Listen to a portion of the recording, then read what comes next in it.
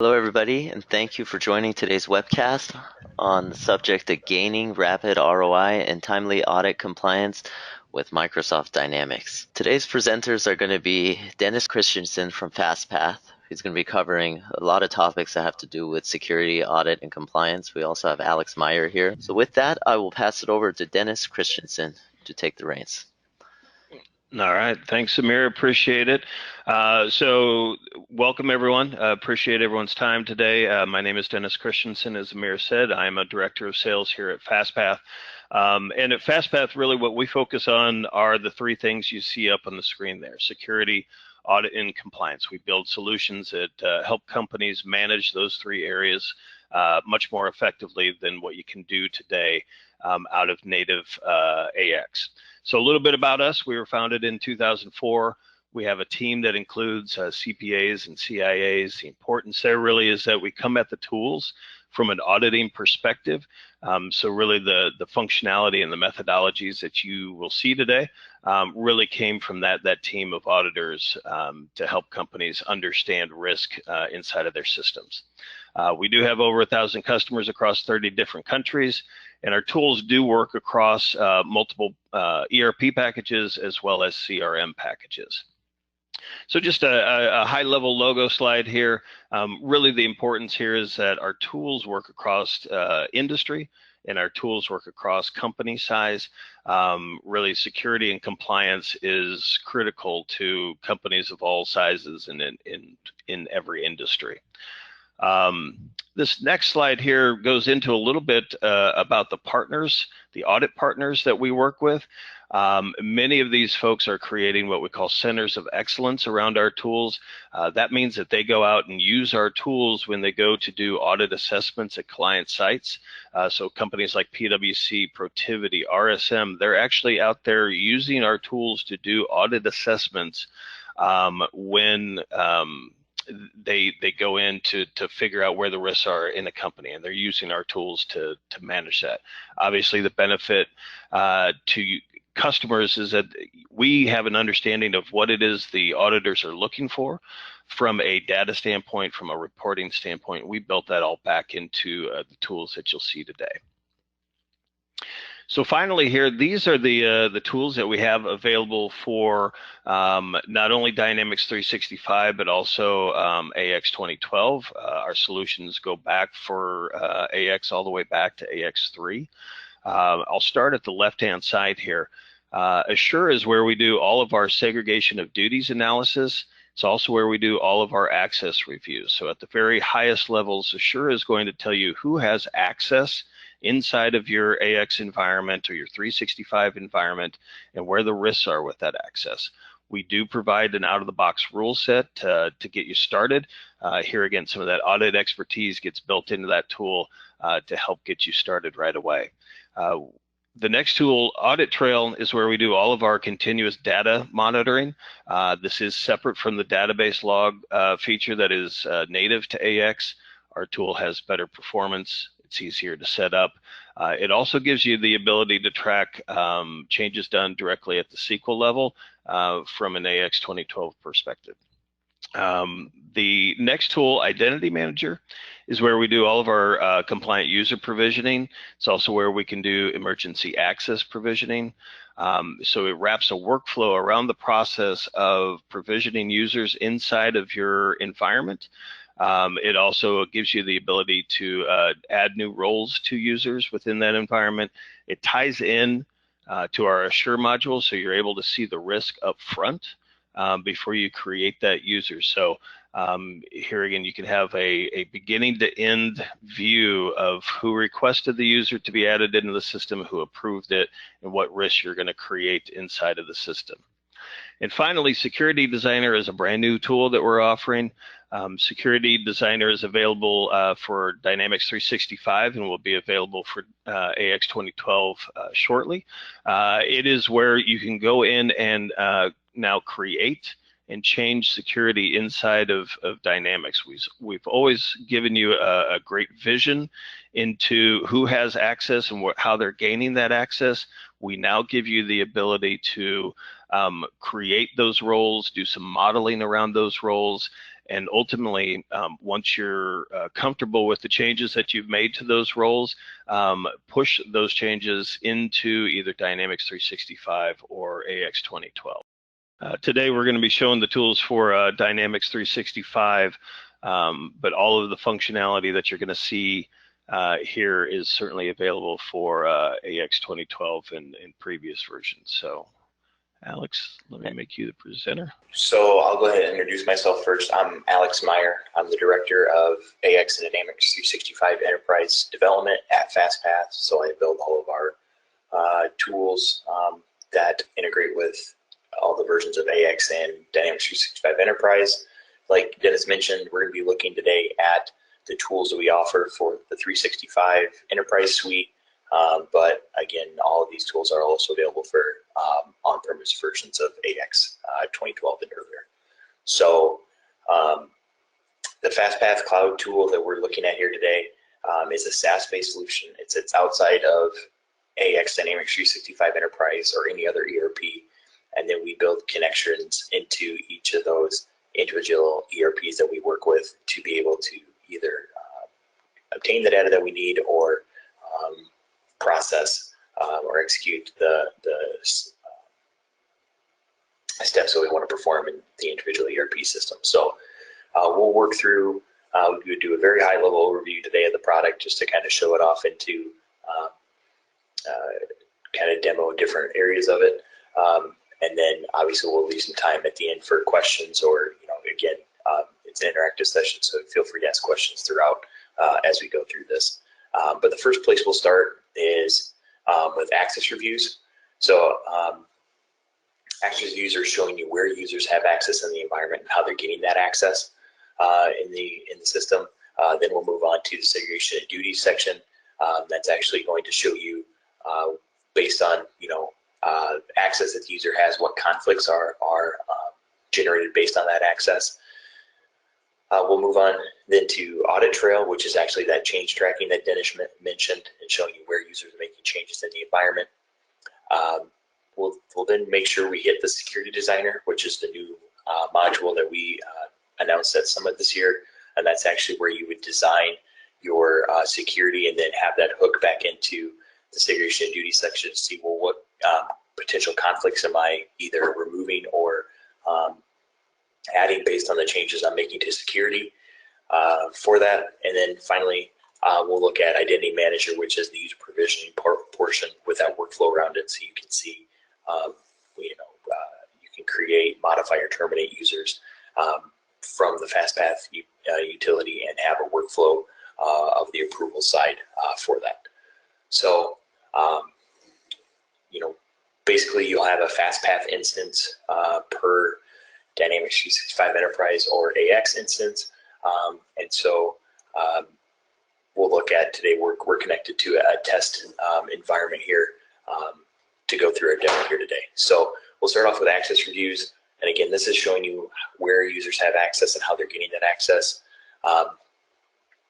We have the ability to run a particular user access report, but for our demo here today, we're going to start with what we call our critical access, which is showing you user access in the system, but it's limited down to particular areas that you deem to be critical. So when we run a critical access report, basically what we're doing is we're looking at user access and filtering it down based on criteria that you have set up. So we have what we call critical access groups, which are just groups of permissions that you deem to be critical in your environment, right? Because when you're looking at this from a risk-based perspective, not every access within AX or Dynamics 365 Enterprise is going to be critical. When you're going through an audit or when you're looking at this, when you're setting up security, you want to make sure that your areas are taken care of first. So this is where that critical access comes in. So I set this audit group up for the webinar here today, and it just covers everything around vendors, different menu items and tables that you would be surrounded by vendors. You can go through and you can create these for any set of objects in your system you deem to be critical. But what we're looking at when we go and actually run the critical access reports here is we can do some pre-filtering. For this, we can say, I want to see in the Katosa Consulting Company all users that have access to any object that's in my critical access group at above a view level. So I'm be able to edit or modify those objects. So when I go ahead and run this report here, what it's going to do is it's going to go out and say, okay, based on that access, show me all the users, based on all of the user access in that company, show me all of the places where users have the ability to edit or modify anything that I deem to be critical. So you can see if we look here, we can see the April user, in this case, has access to the VIN table new menu item display. We're able to see the label here as well as the AOT name at a correct or update level. And then over here on the right-hand side, you're actually able to see the role duty privilege hierarchy of how the users get that access. So we're able to see that because April is assigned the accounts payable role, and that role is assigned the maintain vendor master duty, and that duty is assigned the maintain vendor's privilege, and that privilege is assigned the vendor VIN table new menu item display. That's how the user's getting that access. So as you click through here, you'd be able to see that the area here on the right-hand side is updating based on the row that I have highlighted. So we're actually giving you more information about that particular access that the user has in real time over here on the right-hand side. Every report today that we look at from a FastPath perspective is going to have some similar attributes, right? So I'm going to be able to come in here and do pre-filtering or filtering on the report after I run it. So if I want to see everything that has vendor in it, in this case it's quite a few because we're running it for vendors, but you're able to do filtering in that respect. You're able to export any of these reports to CSV, Excel, PDF. You're able to sign reports, so you can actually have a user come in and be able to sign off on a particular report and use that as part of your either mitigating control or auditing process that they're coming in to sign that report. You can also schedule any of these reports to be sent out on a basis, on a periodic basis, to an email address that you designate. So you're able to set up a schedule and have those reports be automatically delivered to those users. So one other thing that we want to show here is that we can also run the detailed reporting as well. So with the detailed reporting, we're looking at the same information that we were looking at from the standard reporting perspective, but we're bringing that role duty privilege information into the grid itself here. So we're actually able to have one report that shows the user, the role duty privilege of how the user's getting that access, the actual object that they have access to, and the access type as well. So you're able to get all that information in one report that you can use to determine how the what users have access to and how they're getting that access. So with the access review side, we also have a number of dashboard reports that come with the utility itself, and some that I'd like to just point out here. One of them that's a very quick ROI that we like to show as surrounding our licensing reports.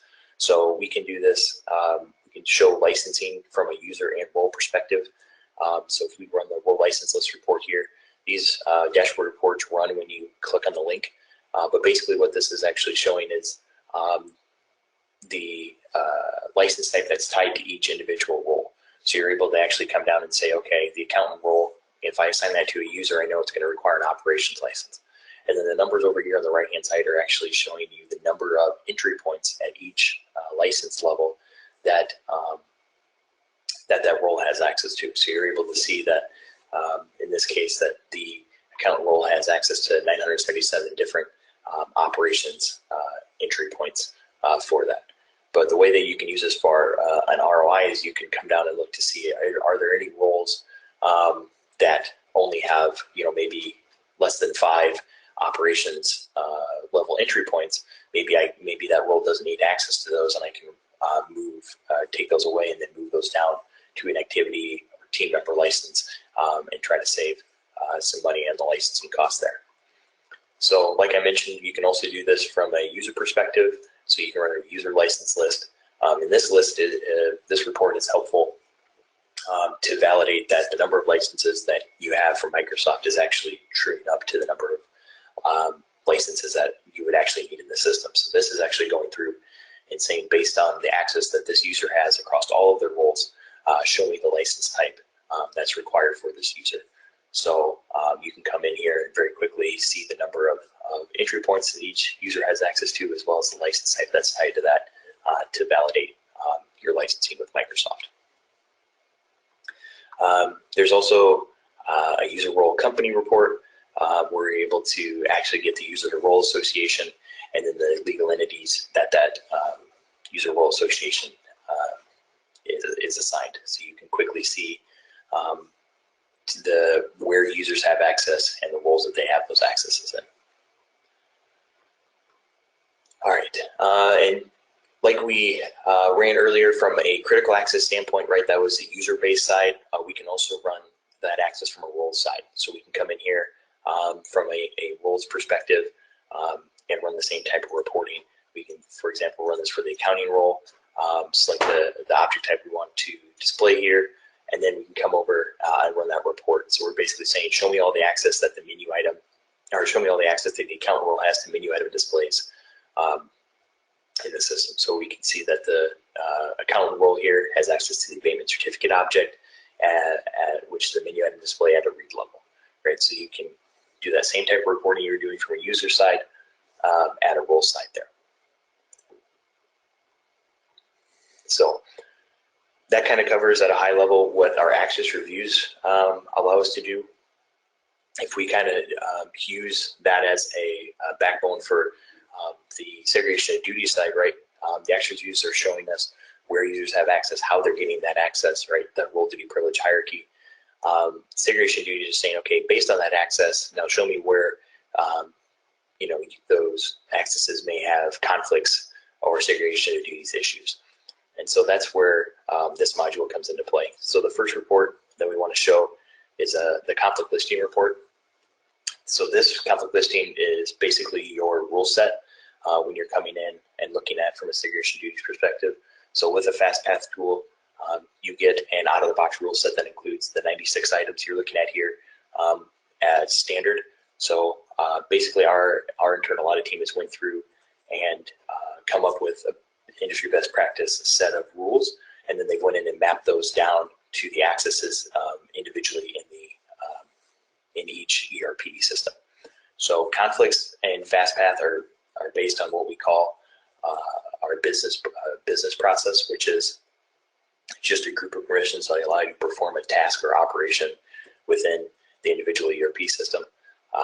And so the idea is that if you have access to do both sides of this conflict, or both sides of the conflict in each business process, then that's going to be considered a conflict. So for example, if you have access to edit or modify the bank accounts business process and edit or modify the journal lines business process, that's going to be considered a conflict. So the name column is showing you the two business processes that are in conflict. The conflict column here is actually showing you the description of the conflict or why this is an actual conflict. And then we have a risk level over here on the right-hand side that's actually showing you the risk level tied to that individual conflict. Out of the box, those are all going to be set as medium, but then you can go in afterwards and change those to meet your needs. One thing I will say about the rule set is that it's completely customizable, right? You can add to this, you can remove from it, you can modify it in any way. You can make this, basically take this and make this your own rule set. So the rule set you get out of the box is a great starting point, and then you can edit or modify that as you see fit going forward from that. So one thing I will point out really quick here is that, like I mentioned, you are able to edit or modify these. Out of the box, all of the conflicts that we have are at a business process level between two business processes, but you are able to go an extra layer, and if you require some more complexity around that, you can add more business processes to actually make this a three-way match. So a user needs access to be able to do three things for that to be considered a conflict. The framework that we have set up will allow for very complex conflicts setup. So if you can be as complex or as simple as you want when setting up your rule sets here. So obviously, once you set up your rule set, the next thing you want to do is, well, I want to take that rule set and see where users and roles have those conflicts, and that's exactly what the users and role conflict reports allow you to do. So if we come up, we can run this against a Contoso consulting company, And basically what this is doing is going out and saying, okay, give me all the access that the user has in this company and run it against a rule set and show me where, individuals, where those have conflicts. So where the report that you're seeing here is showing you the intersection of those two reports here. So we're able to see that in this case, the Ken user has access to main accounts and journal lines. He has access to edit or modify the main accounts business process, edit or modify the journal lines business process, and that's going to be considered a conflict in our rule set. And you're able to see over here the description. It's giving you a description why that's a conflict. Again, you're able to see the risk level, and then you're able to see the status of that conflict. So you're able to, the status is actually the status of the user mitigation, and we'll actually come back to that after we get done looking at this. But over here on the right-hand side, you're able to see the, again, the access details of how the user is getting that access for this to be a conflict. So you're able to see the role, duty, privilege, security object that the user has access to, and then you're able to see the business processes as well to show, what access within that business process is actually causing the conflict. In this case, we can see with the conflict eligible column here that the access to the vendor price tolerance groups menu item, if we scroll down, we should be able to see from the vendor here. We can see that the accounting manager role is giving them access to a couple different menu items here, the vendor menu item, which is the other side of the conflict. So you're able to see exactly what access in that business process is actually giving the user that conflict. So when you run this report, right, there are a number of things you can do. You can go back into Dynamics 365 or AX and change the user to role mapping, so the user no longer has the role or roles that is causing the conflict. You could change your role, duty, privilege, hierarchy, security, so that the roles that the user assigned no longer have access to one or more objects that are causing the conflict. Or you may come back and say, I know the user has this access, I know that it's causing a conflict, but the user needs this on their day-to-day operation. So we're going to provide a mitigating control for that. And that's where the status column comes in. Like I mentioned, that's the status of the user mitigation. So the status when you first run this is going to be set to new for every user conflict. And then as you go through and modify these, it's actually going to change based on the status that you set. So when you click on this, it's actually bringing you to the mitigate conflict window. You're able to see information about the conflict and the user that you're affecting. In this case, it's the Oscar user. And then at the bottom here is where you actually fill in your mitigation. So you're able to come in and actually say, okay, based on, we have a resolution type that we want to provide. In this case, do approvals. Just for the demo here, we have the statuses of the mitigation. So you can go forward and say, okay, I'm going to propose this, and then we're going to come back and review it and then approve it for that. And then we have mitigation notes area, where you're able to actually come in and either describe why this mitigation mitigates the conflict or how it goes about it. I will say that both the mitigation, resolution, and statuses are both customizable, the drop-down, so you can add to that list or remove from it based on your particular company needs. So if we go and we actually mitigate this conflict, what it's actually going to do is it's going to store that conflict. You'll notice that the status column now switches to proposed, letting you know that, hey, we made a change to this user conflict going forward. So,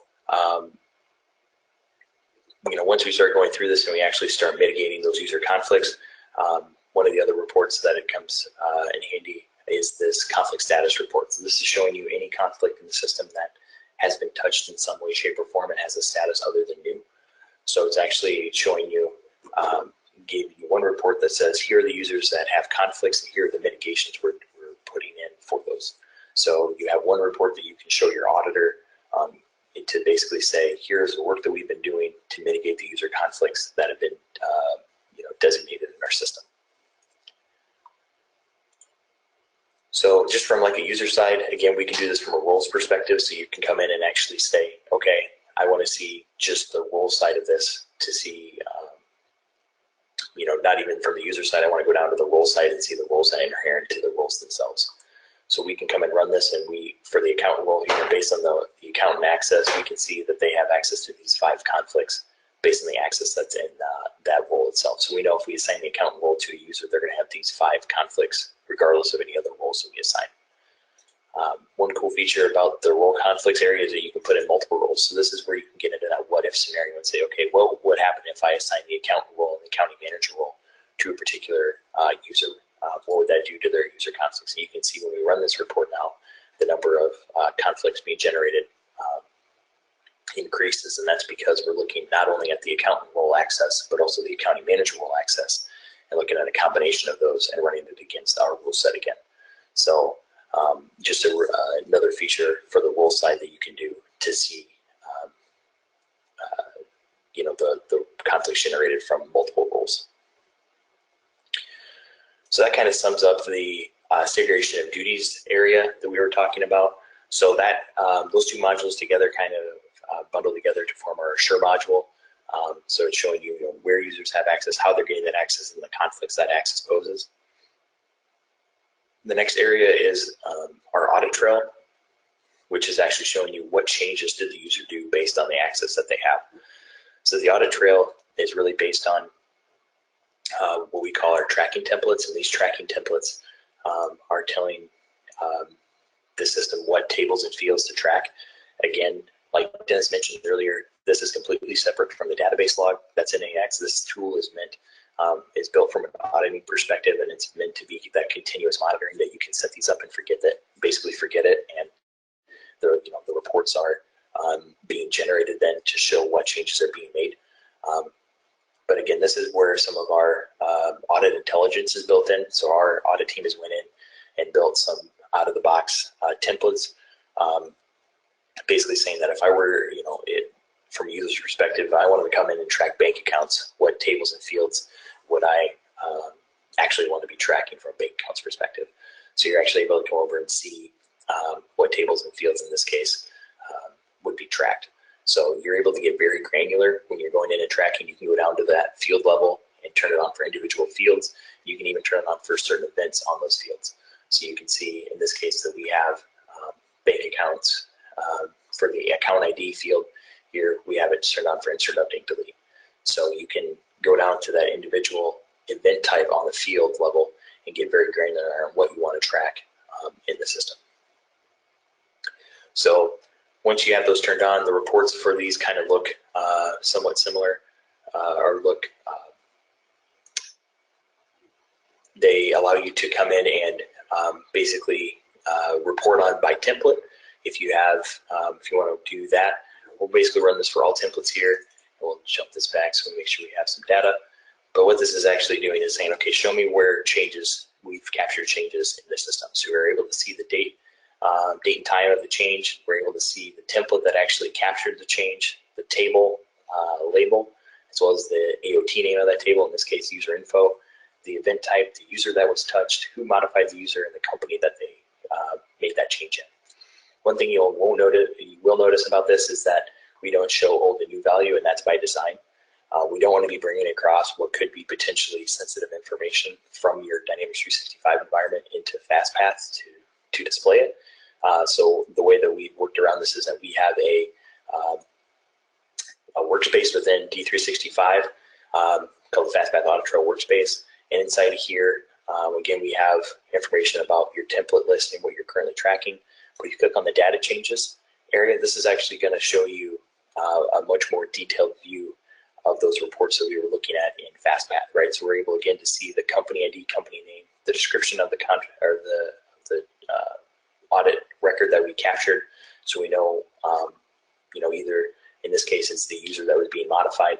We can see in this case that we're deleting a security user role, so we're removing a role from a user.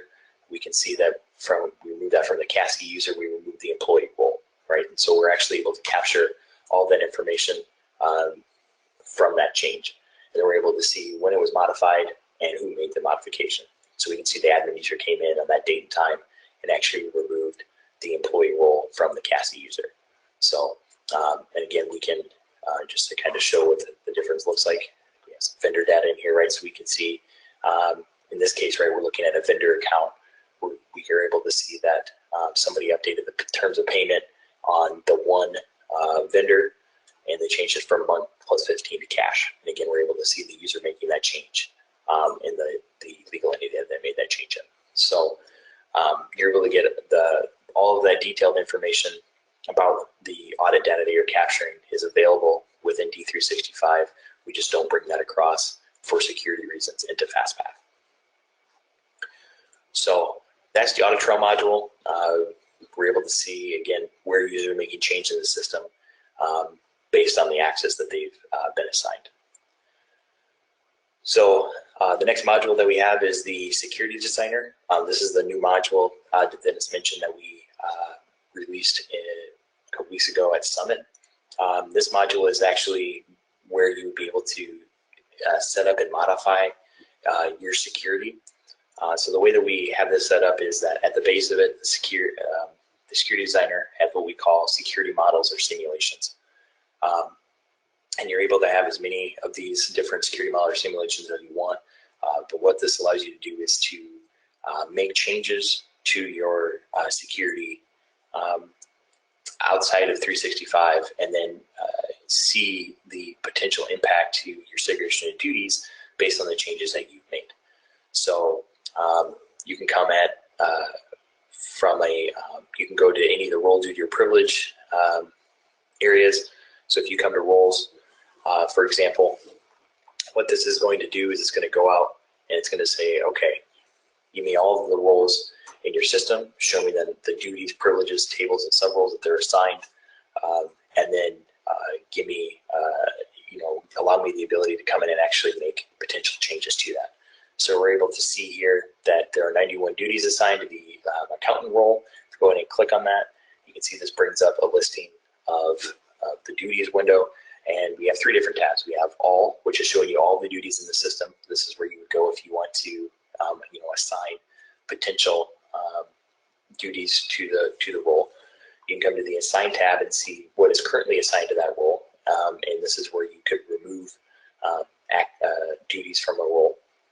And then you're able to see the modified. So this is telling you that I went in and made changes to this particular role. I've taken away these duties from the role, and just showing you the modifications basically for that. So that's the model that we are using for the role to duty, duty to privilege, role to privilege association. Right? You either assign it or you don't. When you get down to the table level, this is where it goes a little bit deeper. You're able to actually go down to that read, create, update, delete to actually say, okay, I want to assign, or want to change the access, and going down to the individual object level. So you're able to go down and say, I want to change, the either read, create, update, or delete object to a particular table, or menu item, service operation, data entity. I want to go down and actually make those changes. And again, you still have your all assigned and modified columns here. Those are the two different screen types that you would see based on the level that you're bringing up. So you're able to come in, you can create new roles, duties, and privileges. You can simulate what would happen if you removed a role, duty, or privilege from an environment. You're able to make modifications as far as your role to duty, role to privilege, duty to privilege assignment, or going down to that object level and making changes at that object level from there. So you're able to get pretty granular on what changes you'd like to make from there, and that would fit the changes that you need to make in your environment. Once you get all the changes done, what you can do is we have this risk analysis, and this is the part where we tie in, again, that audit intelligence. So the risk analysis is actually going to show you, okay, I know I've made these changes in my environment, but show me what the effect of those are at my role level and my user level, as far as my conflicts, my business process, and that critical access area that we looked at earlier. So I can come in and I can see, okay, based on the changes that I made, I'm adding individual conflicts to the accounts payable clerk, and I'm removing conflicts from the accountant role. So I'm able to see the effects of those changes based on changes that I made to the security, I'm able to see the effects on what the potential effects for my segregation of duty side. So once you go through all this and you're satisfied with the way it looks, right, this is where you would actually publish those changes from Fastpath into 365. So you're able to come in and actually modify security in 365 from Fastpath, and you'll have all of your SOD surrounding that that audit intelligence to show you know exactly what segregation of duties conflicts you're either adding or removing at any of the role or user level prior to that security going live. So this is a new piece that we haven't offered before. For that, I will say if we jump back to the security models area, you are able to see all the changes that you made for each of these individual security models under the changes window here. So basically what it's doing is going out and saying, okay, show me all of these changes for each individual model. So we're able to see all of the duties that I went through on the accountant role. We can see all the duties that were removed, and that's how I was able to remove those conflicts from the accountant role. And then I went in and added duties to the accounts payable clerk, which forced that additional conflict to be added. So based on those changes that I made here, you had the output of those. You can see the analysis of those changes in the analysis portion of that. So that's the security designer piece. It's the piece that we just added. And you know, it gives you that ability to edit or modify security outside of Fastpath in an easier way than within 365. If any of you guys have done that, it's a very cumbersome process. So this gives you a little bit easier way to do that portion, as well as to see the SOD impact of that security prior to go live.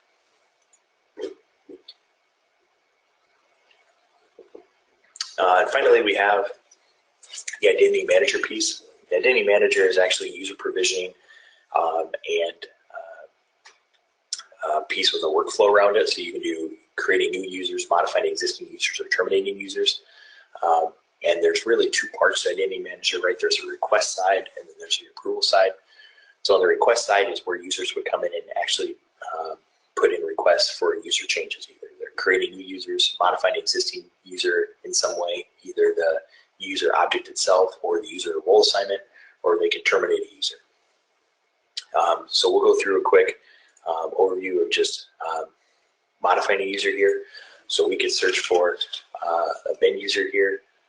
In this case, we're going to be modifying bin Meredith user here. So we're actually querying your current users within your system. We can go to the next screen here. It's actually going to pull in the applications that the user has access to. In this case, this environment is only hooked up to Dynamics 365.